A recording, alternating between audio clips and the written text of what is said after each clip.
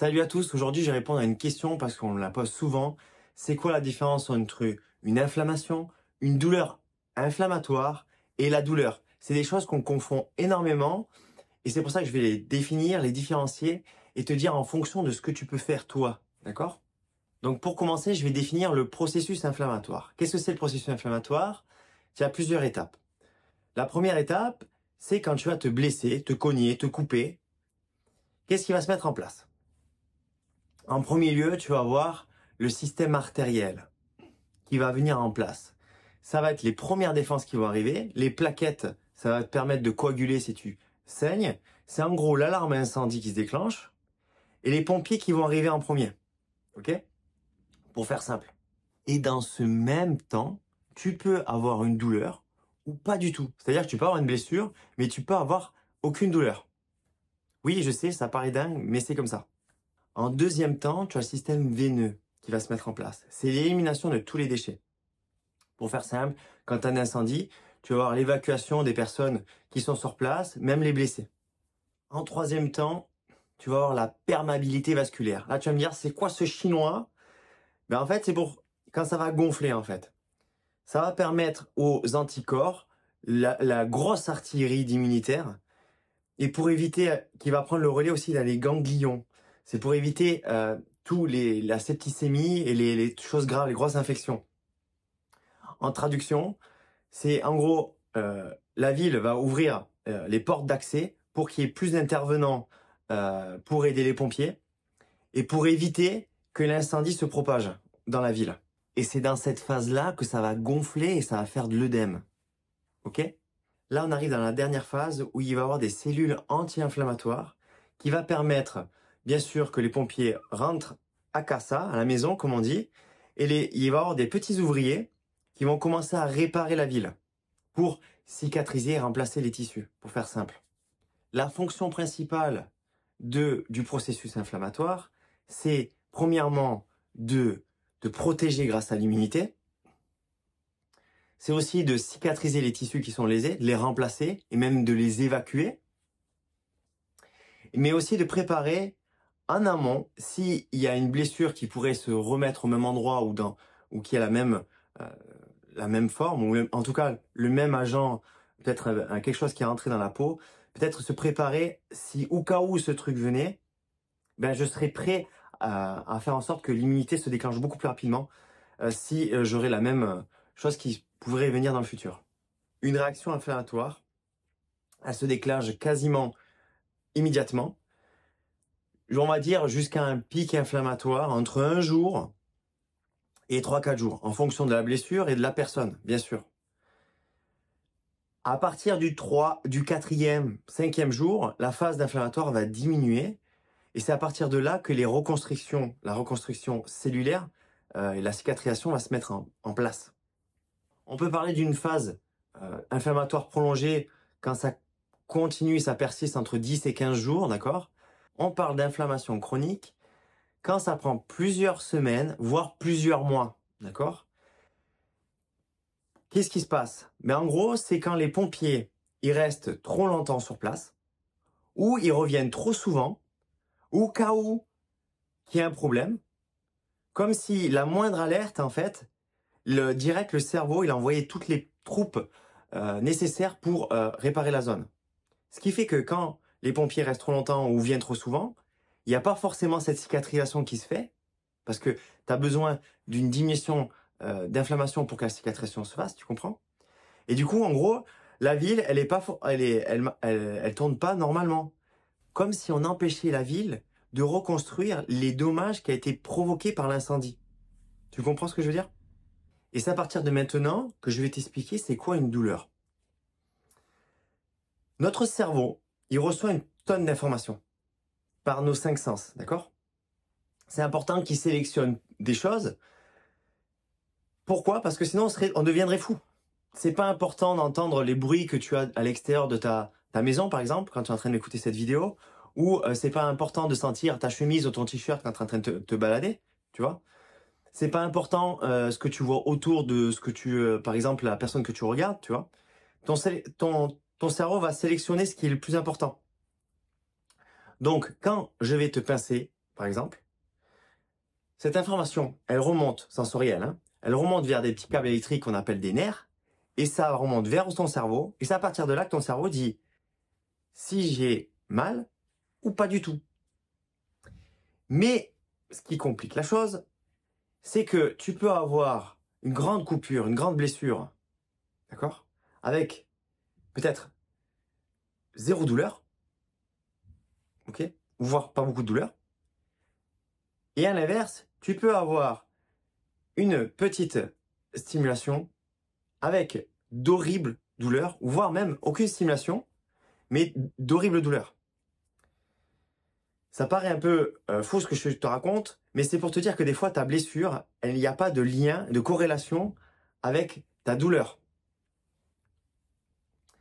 Ce qui est le plus important dans tout ça, d'ailleurs, j'ai fait une grosse vidéo sur la douleur où je t'explique beaucoup plus ça, si c'est vraiment intéressant. Je t'invite à la voir et même à la revoir si tu l'as déjà vue.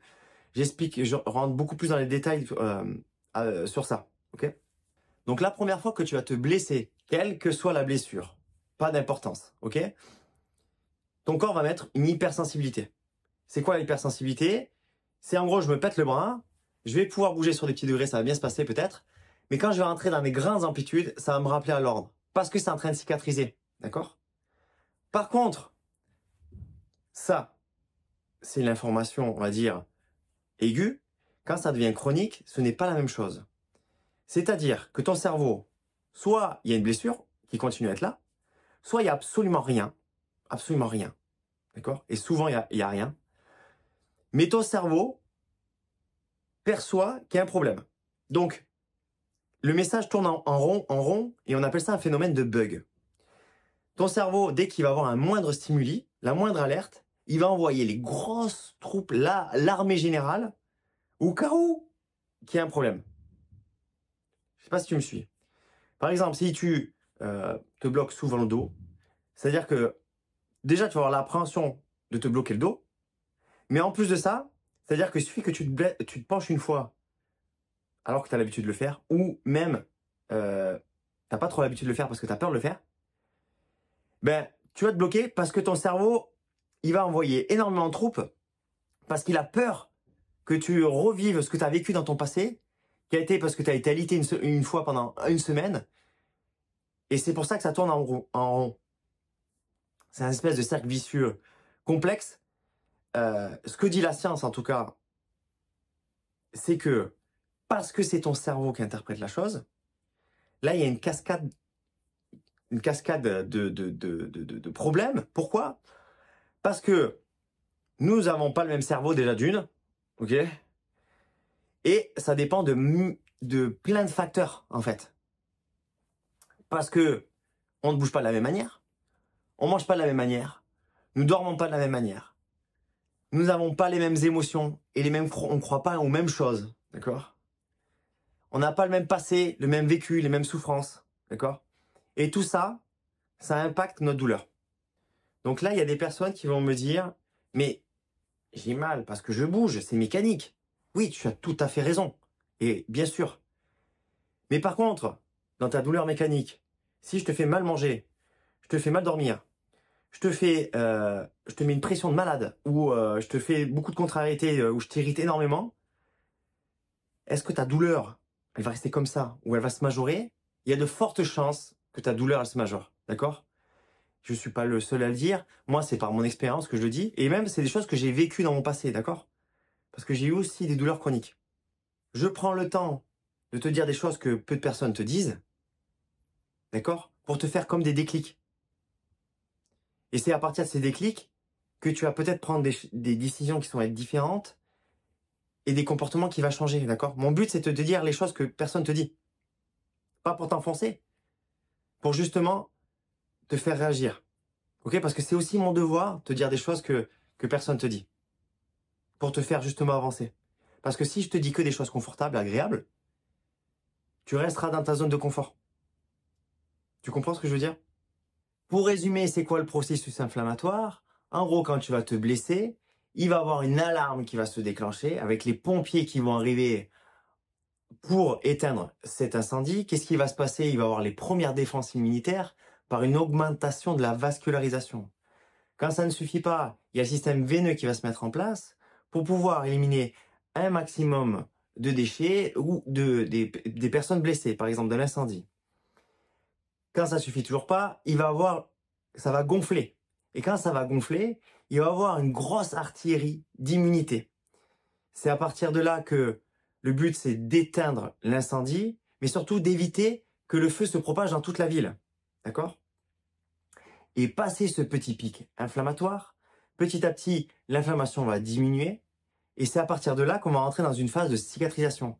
Donc pour faire simple, les petits ouvriers vont venir pour réparer les dégâts de l'incendie. Quand tu as une douleur de type inflammatoire, d'accord, tu as comme l'alarme incendie qui continue à hurler, ok, soit les pompiers qui viennent trop régulièrement et qu'il n'y a pas cette cicatrisation qui se fait, ou soit la cicatrisation elle est faite, mais il y a quand même des pompiers qui viennent de temps en temps pour foutre la pagaille. Et la douleur de type inflammatoire, généralement, attention, ça reste de la théorie. La théorie, c'est pas à 100% pour tout le monde, mais principalement, les personnes vont avoir des douleurs quand ils sont en repos, c'est-à-dire qu'ils ne bougent pas. Quand tu es sur le canapé, puis d'un coup, tu as la douleur qui te vient alors que tu n'as pas bougé, je précise bien, tu es resté immobile, la douleur vient.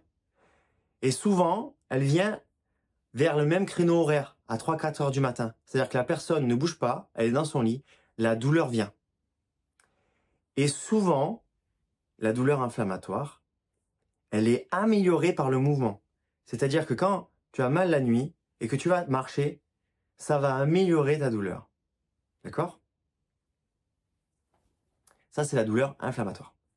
Il y a la douleur deuxième importante qui est la douleur mécanique. La douleur mécanique, c'est je bouge, ça me gêne. Je fais le premier mouvement, ça me gêne parce que je suis resté assis un moment. Je vais faire le premier mouvement, le premier démarrage, ça va être compliqué, d'accord?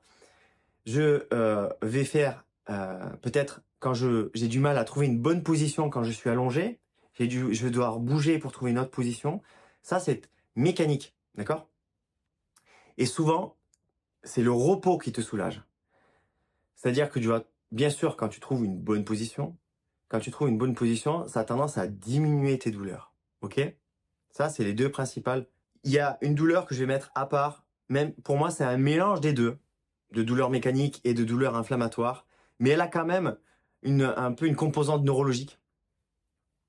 Ce qui fait qu'en fait, elle a pas de marqueur de douleur à proprement dit par rapport à la neuropathie. Autrement dit, c'est que elle a un peu son univers à part. Là, c'est en fait, quand la personne fait le diagnostic, le médecin, il va se composer d'un tableau. Et il faut que le patient rentre dans ces données-là. Souvent, quand la personne décrit sa douleur, il y a une sensation un peu neurologique qui est du sens soit par de l'électricité, un courant électrique, soit par rapport à une brûlure. Ou l'inverse, par le froid. Ça fait comme une sensation de froid mais qui fait mal. Et des fois, certaines personnes ont un peu comme une sensation de broiement. Ça les broie, ça a l'impression qu'ils ont dans le ventre ou dans l'articulation quelque chose qui les broie. D'un point de vue sensoriel, ils ont comme soit des picotements, d'accord. Certaines personnes vont même les démanger, d'accord. Il peut y avoir des fourmillements et aussi un engourdissement du bras. C'est-à-dire comme si le bras, on avait dormi dessus, tu vois. Ça fait que le sang, il passait plus. Il peut y avoir une diminution de sensibilité qui peut arriver. C'est-à-dire qu'au moins, on sent moins son bras ou sa jambe, d'accord. Souvent, les douleurs neuropathiques, soit c'est par rapport à du diabète, soit d'un point de vue traumatique ou chirurgical même, ou par rapport à une sciatique ou NCB. La NCB, c'est une névralgie cervico-brachale, d'accord. Si ça t'intéresse que je développe un peu plus ce sujet, parce que là, je vais rester sur l'inflammation, tu me mets en commentaire et c'est avec plaisir que je ferai une vidéo si ça t'intéresse. Ce qui est important, c'est qu'aussi que dans la douleur neuropathique, il y a un peu cette composante où je bouge, ça me gêne. Mais des fois, quand je vais marcher, ça va me soulager. Mais quand j'en fais trop, ça me refait mal. Et même des fois, pendant la nuit, je peux être réveillé dans la nuit, alors que je ne fais rien, ou quand je suis assis sur le canapé. Il y a un peu cette composante, ça répond un peu aux deux tableaux, en fait, la douleur neuropathique. Même si elle est un peu mise à part, Et c'est pour ça qu'on parle principalement de douleurs mécaniques et inflammatoires. Ok? J'ai fait une vidéo au sujet sur le dos bloqué ou quand j'ai mal au dos. Je t'invite à la regarder parce que là, je vais parler de la douleur inflammatoire. La douleur inflammatoire, je te le rappelle, c'est quand tu es au repos. C'est quand tu ne bouges pas, quand tu es immobile, la gêne va venir. Et tu as tendance à bouger pour être mieux. D'accord? Tu dois te demander, mais c'est qui ce jeune? Moi, je m'appelle David Demar, je suis kinésithéopathe, je soigne les douleurs de dos chez les patients qui ont tout essayé. Je les accompagne en fait à distance pour qu'ils retrouvent une vie normale, tant sur le plan physique que mental. Si cette vidéo te plaît, pense à mettre un j'aime. Ça permet d'aider énormément de personnes. Et en tout cas, ça valorise aussi mon travail. Donc là, tu vas me dire, ok, j'ai ma douleur inflammatoire, je fais comment moi? Alors, pour répondre à ça, la cause, je la laisse au médecin parce que pour moi, plus j'en apprends sur la douleur, et moi je trouve que c'est impossible de trouver. Et souvent, des fois, on se perd à chercher une cause qui est des fois pas la bonne cause. Et en plus de ça, même quand tu sais, ça fait pas avancer le schmilblick. Je trouve que c'est plus simple à répondre à une autre question. C'est comment je peux améliorer ma situation. Et comment je fais par rapport à ça? C'est que je décompose l'être humain. Qu'est-ce que c'est? Un être humain, il y a un aspect mécanique, mouvement, c'est-à-dire quelqu'un qui bouge, il a forcément plus d'énergie que quelqu'un qui est sédentaire. Ok? Il y a une hygiène de vie, c'est-à-dire quelqu'un qui mange sainement et qui a un bon sommeil, il a forcément plus d'énergie que quelqu'un qui est drogué ou alcoolique et qui a un mauvais sommeil. Et il y a un état d'esprit, avec des émotions, des objectifs et des croyances. Et croyances, c'est en ce que tu crois. Par exemple, si quelqu'un sait où il va et qui danse un peu avec ses émotions, il a forcément plus d'énergie que quelqu'un qui est complètement perdu et voire même en dépression ou en burn-out. Ok? Donc là, c'est à peu près, j'ai résumé un peu comment les composantes de ton corps humain. Donc les principaux grands domaines. Ok? C'est-à-dire que, on va dire dans la neuropathie ou même dans la médecine ayurvédique, par exemple, quand tu as quelque chose d'inflammatoire dans ton corps, d'accord? Je vais te dire qu'est-ce qui peut créer de l'inflammation dans ton corps. C'est-à-dire que si tu veux soigner un truc inflammatoire, mais que tu en crées en plus de ton côté, c'est un peu plus compliqué. C'est-à-dire que ton corps, il faut qu'il soigne ton inflammation, et en plus de ça, tu crées énormément d'inflammation. C'est-à-dire que c'est comme si, par exemple, tu voulais faire une cure alimentaire, mais sauf que tu es en train de manger McDonald's. C'est-à-dire que ton corps, il faut qu'il lutte contre McDonald's, plus ta pathologie inflammatoire, etc. Tu comprends ce que je veux dire? Donc, qu'est-ce qui crée l'inflammation? Tout simplement, je vais te reprendre les domaines, mais c'est pour te l'expliquer. Tu as le mouvement, c'est-à-dire quelqu'un qui fait du sport en excès va créer de l'inflammation. Quelqu'un qui fait de la musculation va créer de l'inflammation. Mais c'est grâce à cette inflammation qu'il va créer du muscle. Il va faire des micro-lésions dans son muscle pour que son muscle grossisse et du coup progresser dans le sport et avoir plus gros muscles. Et aussi l'inverse, c'est le sédentarisme. Le sédentarisme crée des inflammations. D'une part parce que le fait qu'on bouge moins, on va sécréter beaucoup plus, on va stocker beaucoup plus de graisse et la graisse a tendance à créer de l'inflammation. Le fait qu'on bouge moins, forcément, il y a moins d'élimination des déchets, donc plus de stock. Enfin, l'inflammation a tendance à plus rester et ça a aussi tendance à changer ton microbiote. Le microbiote, c'est tout le microbe qu'il y a dans tes intestins et que je vais en parler un peu plus tard avec les côtés alimentaires. Ce que je vais te dire, c'est que je comprends qu'il y a des personnes qui n'arrivent pas à bouger. Ça, je le comprends. Ok, c'est mon but de mes vidéos pour que je t'aide. D'accord? Je suis pas là pour te dire c'est pas bien, tu bouges pas et c'est pas bien. Je suis là plus pour te dire je comprends que tu ne bouges pas. Je t'explique pourquoi ça fait ça et comment on peut faire. D'accord? Je suis pas là pour t'enfoncer parce que même moi, j'ai vécu ce que tu as vécu. Alors attention, je ne sens pas ce que tu sens. Chaque personne ressent à ses propres sensations, donc personne ne sent la même chose. Donc, je ne pourrai jamais sentir ce que tu sens, d'accord? Par contre, mon but, c'est de faire des vidéos pour que tu comprennes, mais aussi pour que tu réagisses et que tu trouves des bons outils qui sont adaptés à toi. Parce que pour moi, il y a toujours des outils, toujours, il y a des milliards d'outils, il y a des milliards de techniques, des milliards de méthodes. Il faut juste que tu trouves celle qui te correspond à toi. D'accord? C'est pour ça qu'il y a un truc qui peut marcher chez le voisin et pas du tout avec toi. Tu comprends? Voilà, c'était une petite parenthèse, mais importante. En deuxième temps, il y a l'hygiène de vie. L'hygiène de vie, tu as le sommeil et l'alimentation. On va parler du sommeil en premier temps. Quand tu as un sommeil qui est perturbé, soit parce que tu dors moins bien, soit parce que tu dors moins parce que tu te couches tard, soit parce que tu es perturbé parce que tu as mal, ou soit parce que tu cogites beaucoup parce que tu as plein de choses en ce moment, ou même tu as du stress. Enfin bref, quelle que soit l'origine, quand tu dors moins, tu as beaucoup plus de marqueurs inflammatoires qui se créent. Et en plus de ça, ça va changer ton microbiote. Le microbiote, j'en parle maintenant, c'est les microbes qu'il y a dans ton intestin. D'accord? Ça va changer. L'intestin va devenir plus perméable. Qu'est-ce que ça veut dire perméable? C'est qu'il y a c'est-à-dire qu'il y a des aliments qui vont être dedans, dans ton, le fait que c'est perturbé, la paroi est perturbée et changée. Les aliments peuvent plus facilement traverser la paroi, alors que normalement, elles ne doivent pas le traverser. Mais quand ça traverse, ben, ça va créer forcément de l'inflammation. Pourquoi? Parce que ton corps va devoir combattre les aliments qui sont sortis. D'accord? Et ça crée de l'inflammation. L'alimentation, principalement les sucres, produits transformés et les farines blanches.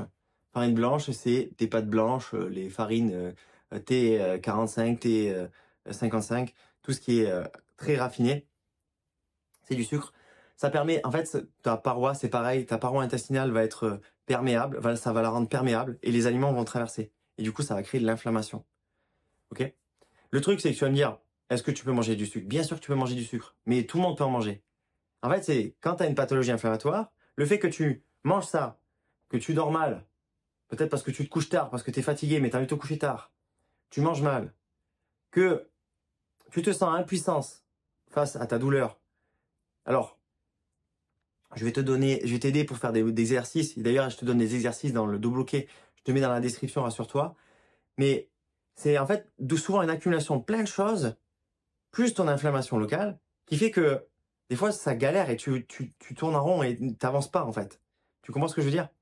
C'est pour ça que je te parle de tout ça, pour que tu comprennes. Parce que ça, il n'y a pas tout le monde qui l'explique.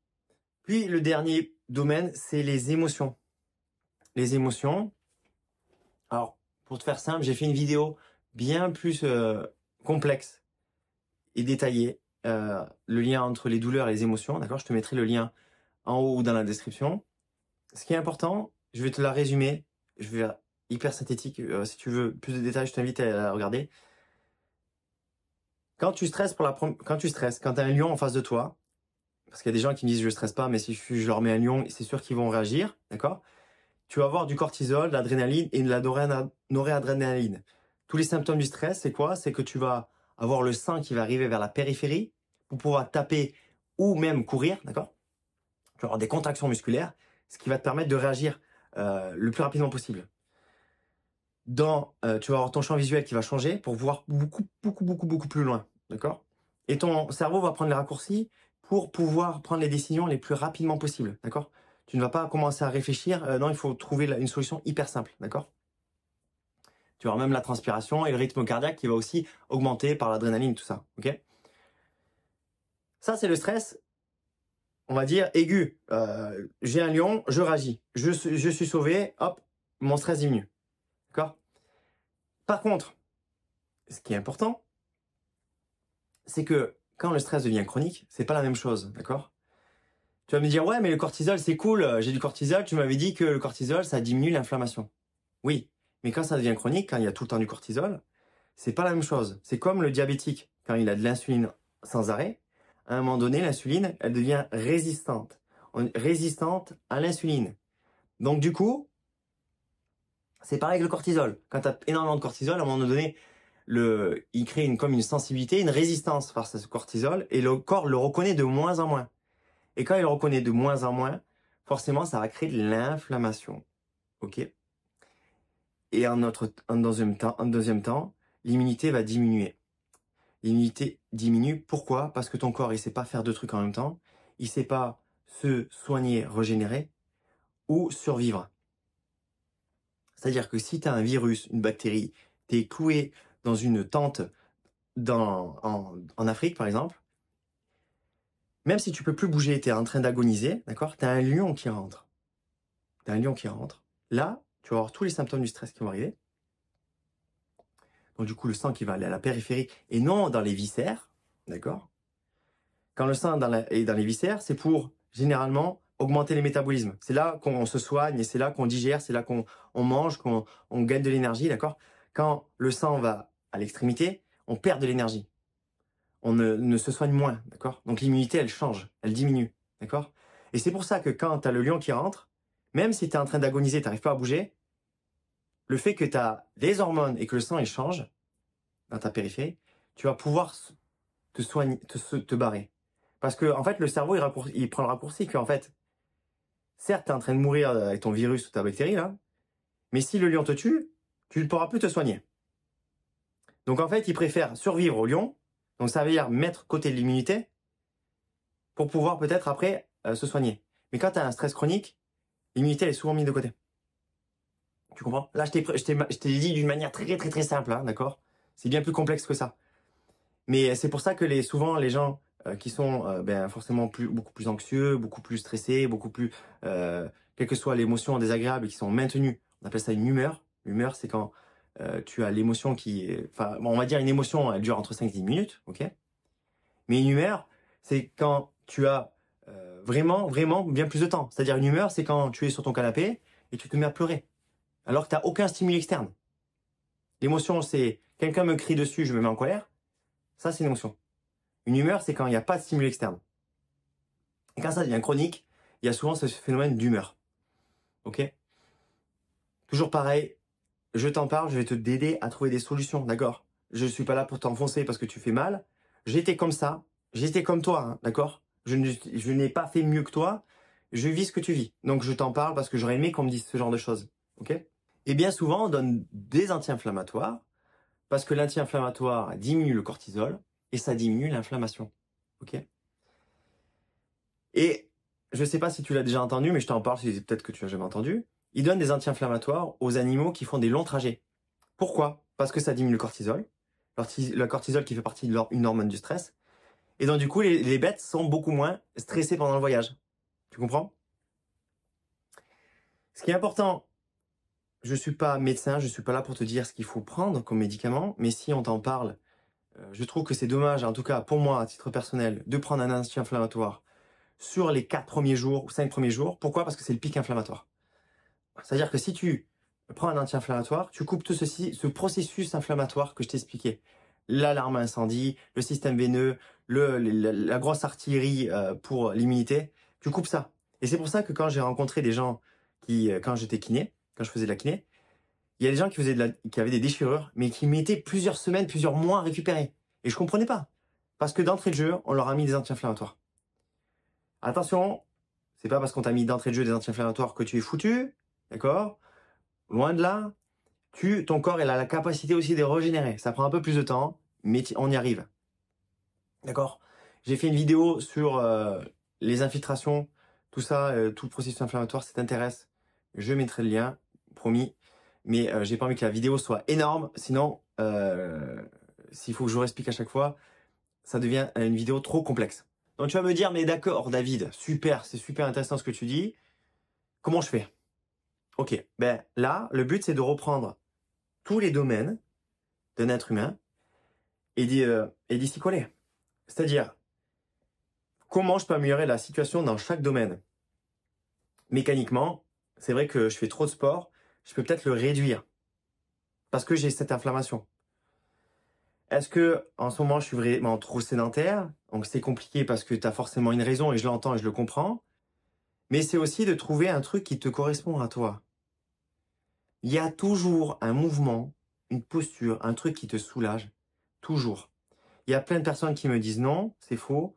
Mais est-ce que tu as pris le temps, vraiment 10 minutes, pour trouver quelque chose?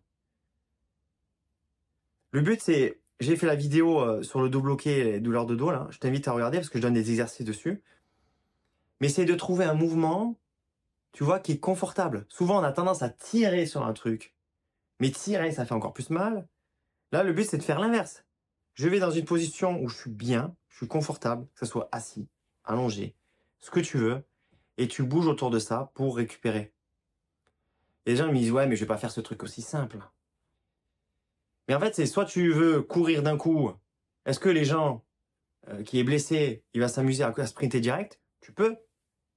Mais je pense que c'est compliqué. Il faut apprendre à faire les bases. Tony Parker, quand il se blesse, ben, il va shooter de l'autre main. Il va faire des trucs simples. Il va reapprendre à bouger la main. Il va reapprendre à shooter. Il va peut-être reapprendre à marcher. Si Usain Bolt, il se blesse, il va bouger, remarcher. Une fois qu'il s'est remarché, il va peut-être faire la marche rapide, courir, changer d'allure. Et après, sprinter. On veut tous sprinter, on veut aller vite, mais il y a des bases. Et oui, c'est peut-être pénible de faire les bases. Ouais, c'est pénible. Mais c'est ce qui fait la différence entre quelqu'un qui s'y applique, qui s'y tient, et le mec qui va aller trop vite, et que quand il va trop vite, forcément, il est frustré parce qu'il se reblesse, et il repart en arrière. Et là, c'est un éternel cercle vicieux. Je n'ai pas de réponse miracle. Il faut juste que tu trouves un truc qui te fasse du bien. Et il y en a toujours. Même, je te garantis que même il y a des personnes qui me disent je n'ai pas de position qui me soulage. J'ai pris le temps pendant 10 minutes, même 15 minutes avec eux, de mettre des coussins, des trucs bidules. Ça, il y a toujours un moment où c'est mieux. Et il faut bouger autour de là. C'est juste qu'il faut prendre le temps pour toi. Le sommeil, c'est tellement vaste, mais ce que je pourrais te dire, c'est que si tu cogites avant de dormir, pourquoi pas mettre un bloc-notes et tu notes tes idées ou même les choses que tu dois faire le lendemain. Ça t'évite de cogiter toute la nuit. Les repas trop copieux avant de dormir.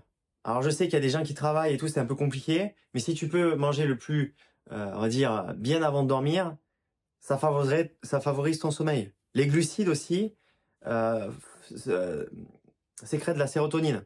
La sérotonine, c'est une hormone qui permet aussi de participer dans le sommeil. Ok ? Et même s'il y a des gens qui vont me dire le contraire, mais les émotions interagissent énormément avec le sommeil, avec la nuit que tu passes. C'est-à-dire, je te donne un exemple. Si je prends quelqu'un, je lui annonce la pire nouvelle de sa vie. Alors, je prends un extrême pour te faire comprendre, hein, mais je lui annonce la pire nouvelle de sa vie. Est-ce qu'à ton avis, il va bien dormir? Bien sûr que non. Bien sûr que non. Et c'est normal. Donc, t'es peut-être pas à ce même stade, mais c'est juste que je suis en train de te dire, même si t'es bien, tu peux être toujours mieux. Et tu peux toujours améliorer la situation. Ok? À l'inverse de je suis pas bien, je peux toujours m'enfoncer plus bactère. C'est juste trouver le sens que tu veux aller. Et de mettre des petites actions et des petits comportements en place. Ok? Alors sur l'alimentation, c'est hyper vaste, mais ce que je pourrais te dire, c'est que tout le monde sait qu'on doit réduire le sucre. Mais personne ne le fait. Ou peu de personnes le font. Pourquoi? Parce que en fait, c'est pas exactement le sucre qu'on est addict. C'est cette espèce de truc transformé, chimique, fait par les industriels. Parce que si je te donne un carré de sucre, de 5 grammes, là, tu vas le manger pour me faire plaisir, hein. Tu vas dire, c'est bon, avec beaucoup d'ironie, hein, on est d'accord, c'est dégueulasse. Je t'en donne un deuxième. Tu vas me dire, mais non, c'est dégueulasse, j'en veux pas. Bon, on sort certaines personnes qui vont me dire, c'est trop bon, mais bon, bref, on va les mettre de côté. Par contre, quand tu prends un brownie ou un cookie et qu'il y a entre un carré de sucre à 2 carrés de sucre et que tu es capable de manger toute une boîte de cookies sans être sucré, c'est que c'est pas forcément le sucre, c'est toute la biochimie qu'ils ont dedans. Avec leur sirop de je sais pas quoi, le sirop de glucose et sirop de fructose glucose. Alors celui-là, le sirop de fructose glucose, c'est le pire des cacas. Si tu peux l'enlever, enlève-le. Ok? Le meilleur conseil que je pourrais te donner, c'est que si tu arrives à le supprimer, tant mieux. Écoute, c'est chouette. Par contre, les personnes qui sont vraiment addictes, ça ne marche pas. C'est-à-dire que tu supprimes un truc, tu vas avoir des émotions de frustration, toutes les émotions qui sont autour, qui vont s'amplifier, et tu vas faire une espèce de crise, de boulimie, et tu vas tout défoncer. Ça ne marche pas, ça. Pour ce type de personnes. Ce que je conseille à ce type de personnes, c'est soit tu arrives à remplacer par quelque chose de sain, mais que tu aimes et que tu peux te faire plaisir comme ça, soit si ça marche pas non plus, parce que c'est trop compliqué, ce que je te conseille, c'est de choisir un jour dans la semaine, en avance. Tu le choisis en avance, tu le planifies pas. Tu le planifies, pardon. Parce que si tu ne le planifies pas, tu t'organises pas en avance, tu vas laisser faire l'aléatoire. Et l'aléatoire, généralement, c'est le carnage. D'accord? Donc je veux qu'une fois par semaine, tu te définisses un repas où c'est nos limites. C'est-à-dire ce que tu manges, ce que tu veux. Et c'est pas genre un petit truc pour me faire plaisir. C'est nos limites. Tu te fais vraiment le maxi plaisir de ta life. et tu le définis en avance.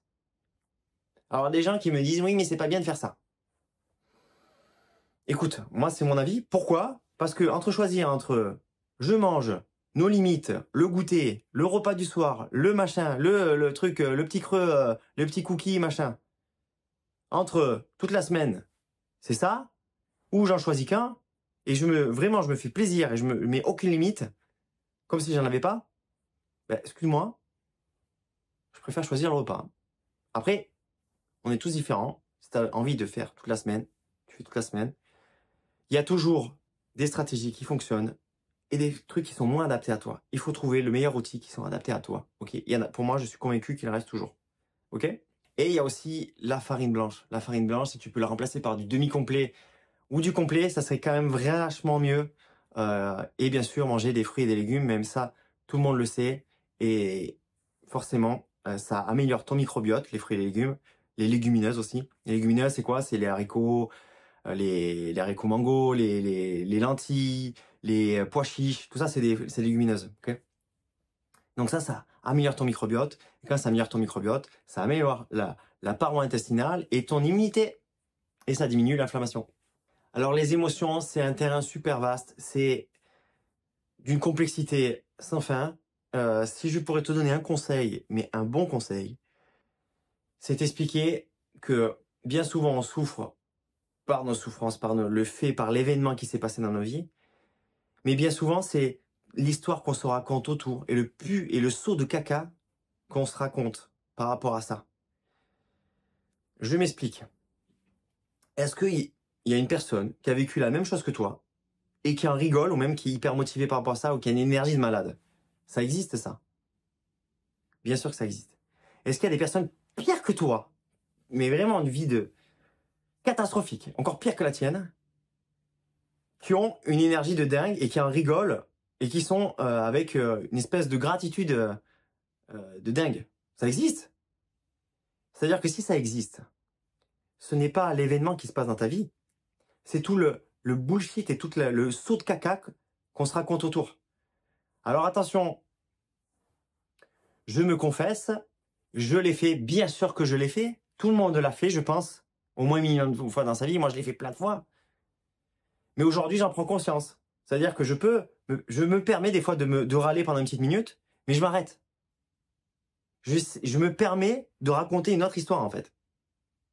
C'est ça le plus important. Ça, c'est pas inné dans notre cerveau, ça se travaille. Parce qu'on n'est pas avec ça. On n'est pas cet optimisme, le fait qu'on se raconte d'autres histoires, on essaie de changer notre perception, de donner un autre sens. Ça se travaille. Comme on a appris à faire du vélo, hein. Au début, c'était dur, on dit, ah, mais j'arriverai jamais, c'est pas possible. Et tu arrives, parce que tu répètes. Tu t'entraînes, tu reprends, tu retombes, et ben, c'est pas grave, tu dis, ben, la prochaine fois, je refais ça. C'est comme ça. Donc, je te donne un exemple pour te faire comprendre. C'est par exemple, quand j'ai pété ma bagnole, pendant quelques secondes, je me suis dit, purée, je suis un gros CON, hein. Je sais pas conduire, je suis un débile, pourquoi j'ai fait ça, machin, ça va me coûter encore de l'argent, nanana. Tout le pot de caca. Est-ce que c'est la meilleure réaction? Non, c'était la mienne. Puis après, à un moment donné, je me suis dit, ben en fait, je suis en vie. Je me suis raconté une autre histoire. En fait, je me suis dit, ben c'est pas grave, c'est matériel. Ça me coûtait de l'argent. Oui, c'est sûr, ça fait chmir.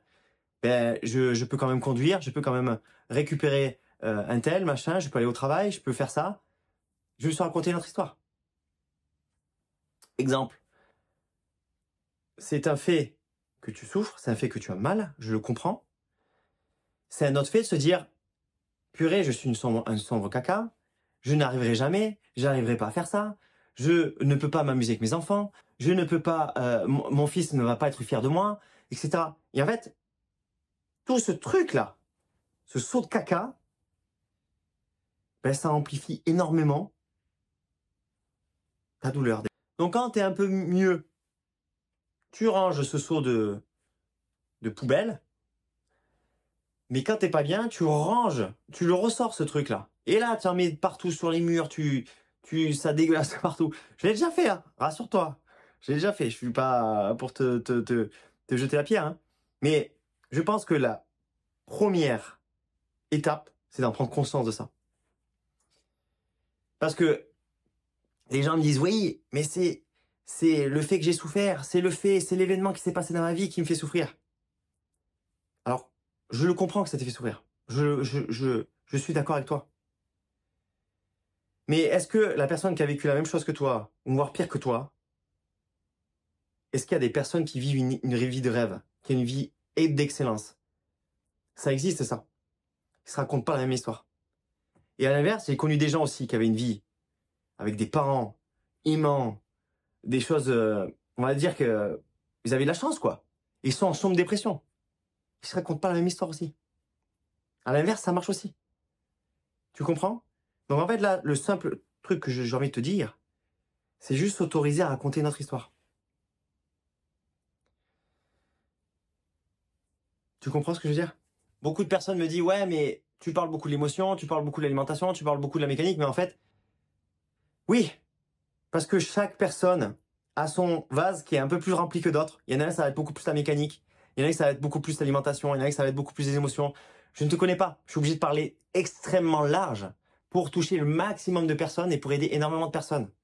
D'ailleurs, si tu aimes ce genre de vidéo, mets un j'aime. Ça permet d'aider d'autres personnes que toi qui sont dans la difficulté. Tu comprends? Et en plus, ça valorise mon travail.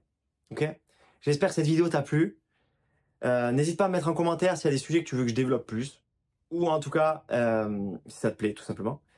Si t'es pas abonné, explose l'abonnement. Ou même mets un j'aime, tu vois. Je te laisse avec 2 vidéos. Pourquoi j'ai mal et quand j'ai mal au dos, qu'est-ce que je fais? Ok? Avec le dos bloqué ou torticolis. Je te souhaite de passer une belle journée. Ciao!